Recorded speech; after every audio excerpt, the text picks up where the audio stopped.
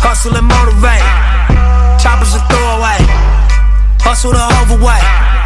That's why they follow me, huh? They think I know the way. Cause I took control of things. Ballin' the solo way. And if you pattern my trend, I make you my protege. Slossin' that soldier. Get him out.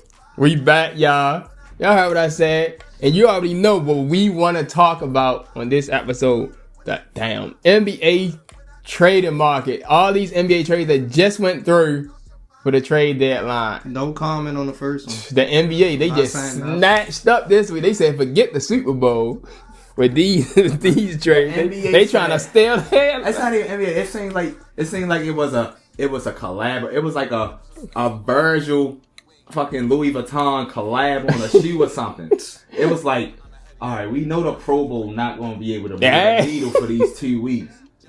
Hockey ain't really selling it. Biggest NBA trade deadline of all time. WWE says Royal Rumble. We need something to shake this week. It's just me, to get us to the Super Bowl.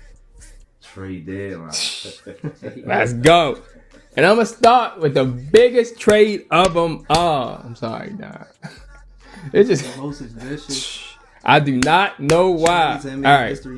So Luka Doncic, the international sensation from Slovenia that just led the Mavericks to the NBA Finals last season, the third highest scoring average in NBA history, behind Michael Jordan and Wilt Chamberlain, the second highest point per game in NBA playoff history, only behind Michael Jeffrey Jordan, traded him. Nico Harrison traded him to the Los Angeles Lakers for Anthony Davis and Max Christie, and the Mavericks gave up Luka Doncic, Markieff Morris, and Maxi Kleber. But they gave up Luka Doncic for Anthony Davis, basically. What was y'all initial reaction when y'all first seen the trade? My initial reaction that I was in a 2K simulation. It wasn't. This is the Mavs fan right here. I was having a dream. All right, now before you keep going, I want to say this one part. Remember all these different things that LeBron has done. He took his talents to South Beach. Yeah. 2010 people. Wade's team and Bosh joined him. Got 2 rings, went back to Cleveland. You know it was his team, but it was Kyrie's team at that time. He joined Kyrie. K-Love came over. They finally won one for the line. He dipped. Had trouble with Kyrie. Remember that? Had trouble with Kyrie. He dipped. Kyrie did. Now, let's fast forward. Kyrie ain't won shit since. Blasted. Fucked up during COVID year. Acted like he's the worst player in the world, right? For the last couple years, except till he got to Dallas. LeBron. Bubble championship. 40 years old. All-time lead scorer. Even got his son in the league. Now, let's go back a year or so ago before J.J. Redick became the coach. And they were bringing up Kyrie Irving finally getting what he deserves. What did LeBron say about Kyrie Irving? One of his best teammates, and he wished he could play with Kyrie Irving again. Isn't that what he said? Yep. So let's fast forward. You already got your ring with AD. We already know once you get your ring, you don't need niggas. You don't need no more. So all that, AD been talking good about you, but I never forget what AD said last week in a press conference. When they was asking him about Bronny breaking another record, and AD was making jokes like, I mean, being a Chicago kid, how you feel about LeBron breaking all these records? He took long enough. Took him 7 more years. You know, hella laughing. He. As a Chicago kid, do you have any thoughts about LeBron passing Michael Jordan for the most 30-point games in league history? It bothers me. But took him 7 more seasons.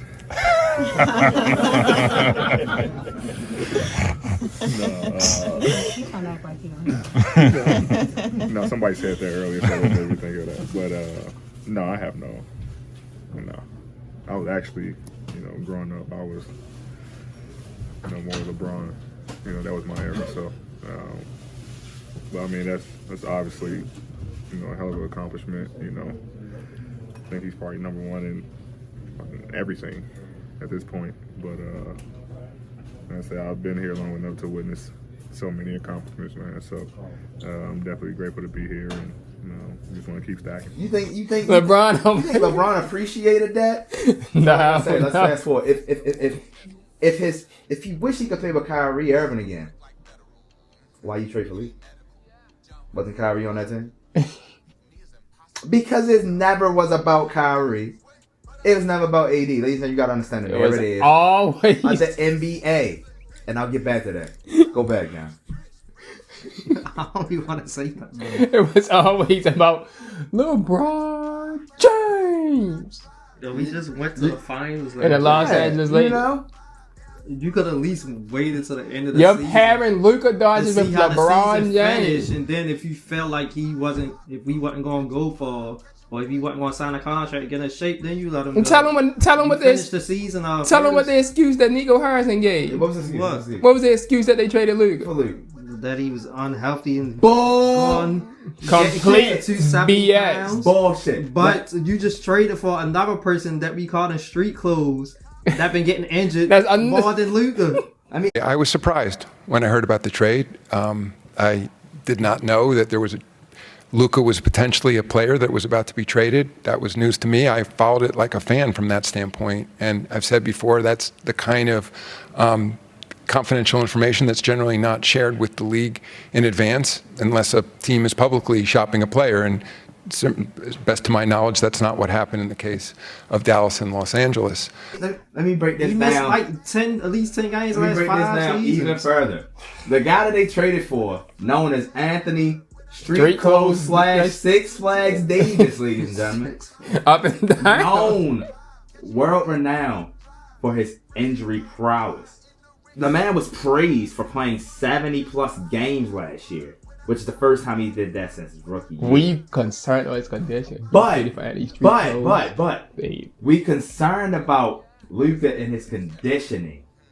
Bullshit. First of all, this man and his conditioning. I guess 30 points, 10 rebounds, and 10 assists. Conditioning was the star of your team in the NBA Finals last year. Now I understand. It's in all categories in the playoffs except for blocks. It's a good justifiable excuse to gonna use joke it? anything you can to say because they lost 4-1. His conditioning is an excuse. How many excuses did they use for Jokic until he got 2 MVPs? Until he got a championship. Now it's nothing but dick riding of Jokic. He can't jump off a curb, but he's the best player in the world. He wasn't the best player in the world 5 years ago. 5 years ago, it was like, Jokic needs to get in shape. Yeah, they definitely was saying that. Person. I wonder if him and Zion eating at the same place. It was a whole bunch of jokes. Jokic's defense is almost as good as Luka. Exactly. Jokic already never had no defense like that. He got better over the years. Like the last 2 seasons, been pretty solid. And you want to know why? That's why centers be doing stuff on Jokic, even though he be dominating them. They still do something on him. Just like anytime Embiid, they go up against Embiid dominate them, but they still do something against them. You ever seen y'all ever seen some monkey bread or like a blooming onion from Texas from Outback Steakhouse? You can always rip some and there's still something left. That's how this is. That's how this trade deadline is. That's how this Luka Doncic AD trade is. Again, let me go back to this.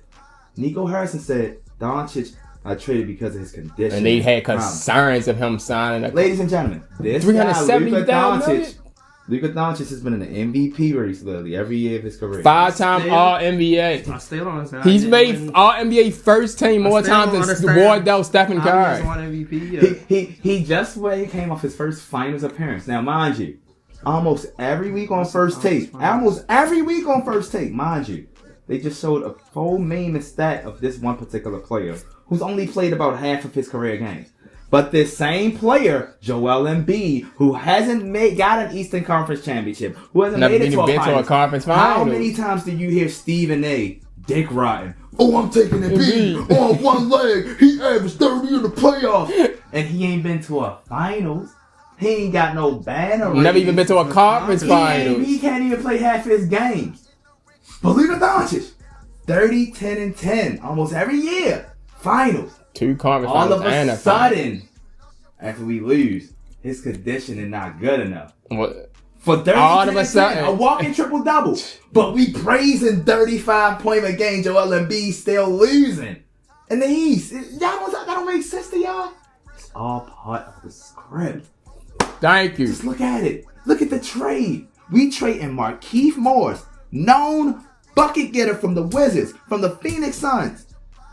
From so many other places. He was on the Lakers bubble team. Maxi Kleber, a loyal Dallas Mavericks person. What, a pick or so? Yeah. And Luka Doncic, literally a 26-year-old phenom that's been playing the game for 25. for over a decade. Basically 26. His birthday February 28th. And he's a guy that plays hurt. I put Luka Doncic in the category of the Kobe Bryants, of the Allen Iverson, of guys that you always knew was hurt, but you had no doubt that if they had to play, they fucking played. That's Luka Doncic. Even Markieff Morris said it. He said he don't know how many times that Luka was playing hurt. They traded for Anthony Street Clothes Davis, a guy. Disney, Anthony Street Clothes, whatever you want to call him. Eight things were traded. Basically, 8 people were traded for AD 3-4 years ago from the fucking Pelicans just to get one ring. And it was a bubble ring. You traded for Anthony Davis. What's your name? Maximus? Maximilian. It can't just be Max. Maximilian. Oh, you talking about Max Christie? Yeah, it can't just be Max. It's something else. Christie. And what's a pick? Yeah. So. Not even a first one. Damn, Dennis Schroeder. No, you ain't get traded again. Yeah. Yeah.